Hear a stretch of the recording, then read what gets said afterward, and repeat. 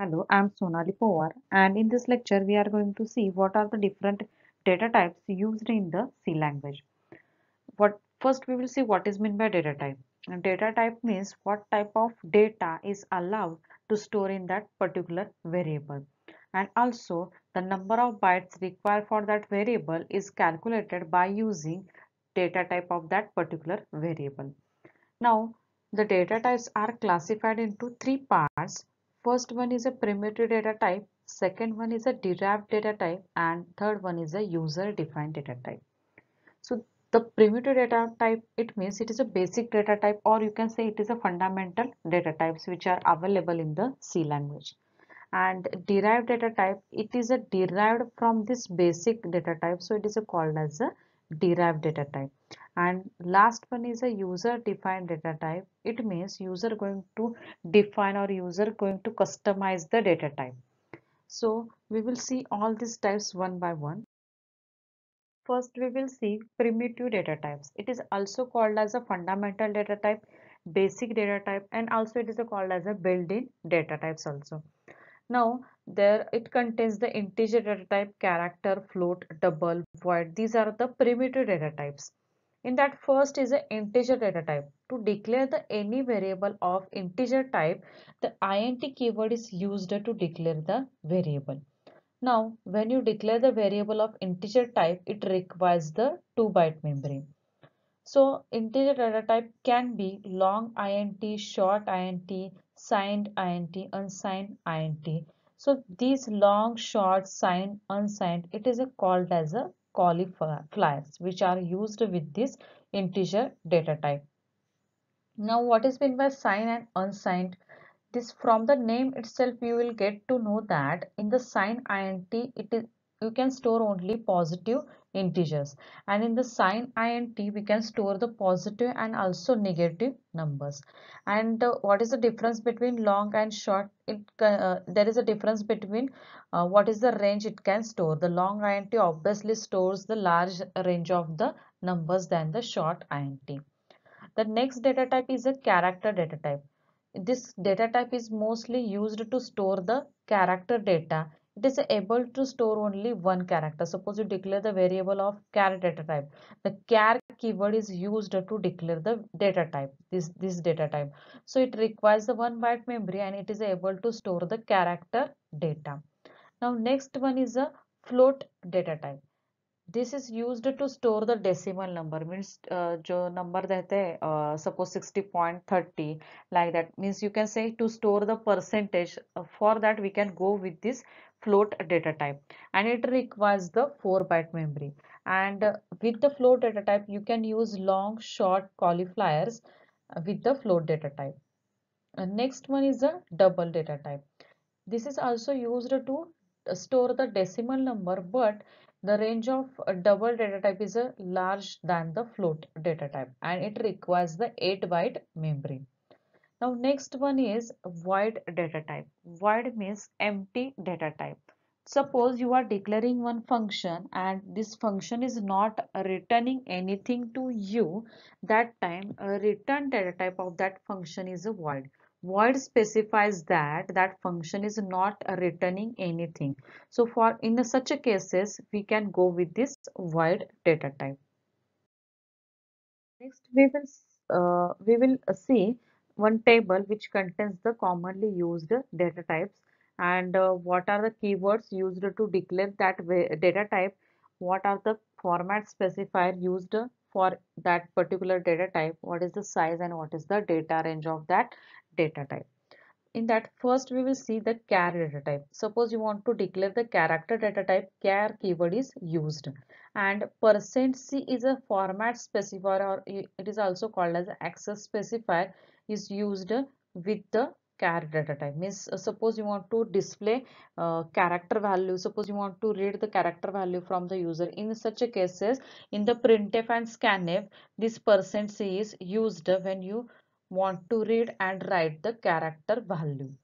And the bytes required for this character data type is a 1 byte, and this is the range of the character data type.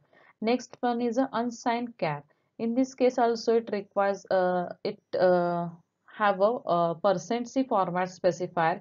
It also require 1 byte memory and range is from 0 to 255.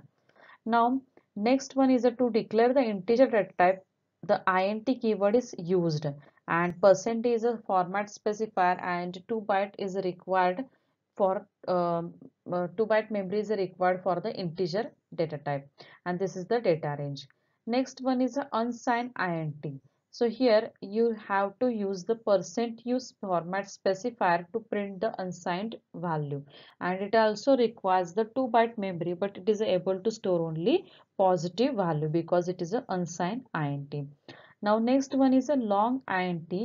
For this, lt is used as a format specifier and it requires the 4 byte memory, and this is the range of this long int. It means I am able to store the values in between this range using the long int.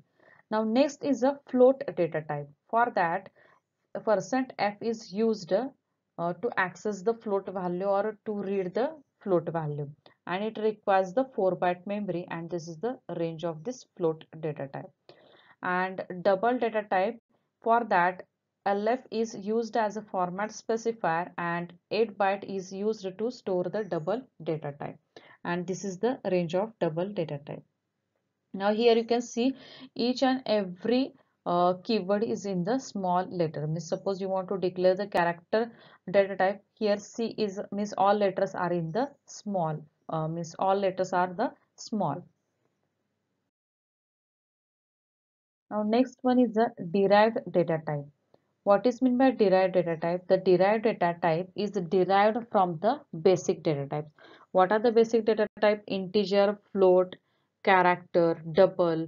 All these are the basic data types. So using this data type, we are derive some other data types. What are those data types? First one is an array. Second one is a functions, and last one is a pointer. So these are the derived data types. What is meant by array? So array, using this array we can hold multiple values under the single name. एक name के under I am able to store the multiple values. For example, suppose I declare the int a. Suppose I declare just only int a. It means it is able to store only one integer value. But suppose I said that int a, in the square bracket I return the 5, it means I am able to store the 5 values under the single name a. A के name के under I am able to store the 5 values. But how can I access these values? Using these indexes I can access these values. The array always start from the 0th location and end at this 4. Means suppose you declare the array of 5, so it will start from the 0th location and it will go up to the 4. In this case, array will start from the 0th location and it will go up to the 9. So always remember, array index is always start from the 0th location. So in general I will say it start from the 0 and end at the n minus 1. So first value will be stored at this location, second value will be stored at this location, third at this location. Like that it will store the all values. And how to access the particular value? Using this indexes. Suppose I want to access the third value, I will say that a of 2 because my array start from the 0th location. So this is the way to declare the array and to declare the or access the value from the array. Now next one is a function. Function is another derived data type. What is meant by function? I will just write some instructions to do specific task. So there are the 3 tasks associated. Means when you are declaring the function, you have to do all these 3 things. First one is a function prototyping. Means you have to write the function prototype. What is meant by function prototype? Here you are just specifying what is the return data type of that function, what is the name, and what are the parameters I am passing. Means I am just giving the general idea about that function.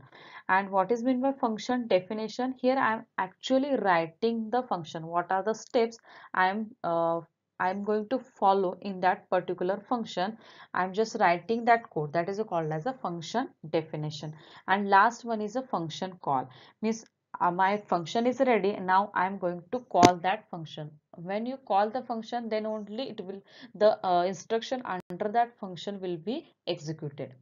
Now next data type is a pointer data type. So pointer means it is able to store the address of another variable. ये store कर सकता है दूसरे का address. Now how to declare that such a variables or such a you can say how to declare the pointers.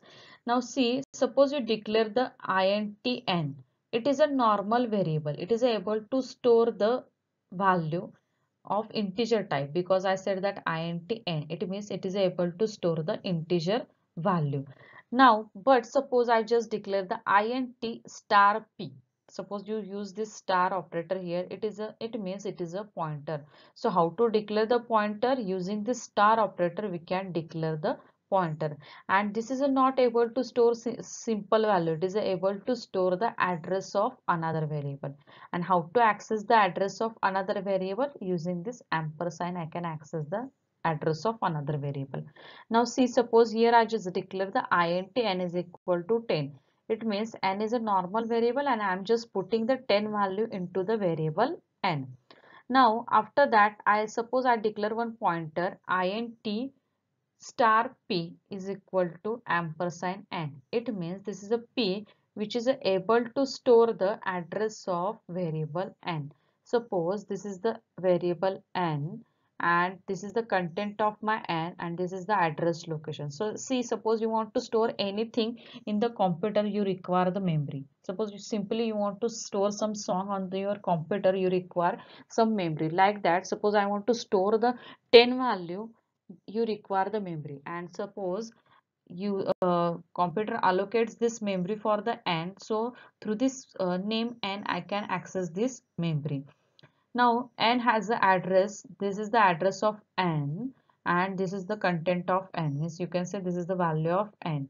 Now what is meant by p? P is a pointer and which is able to store the address of n. तो p में क्या है, content क्या है p के?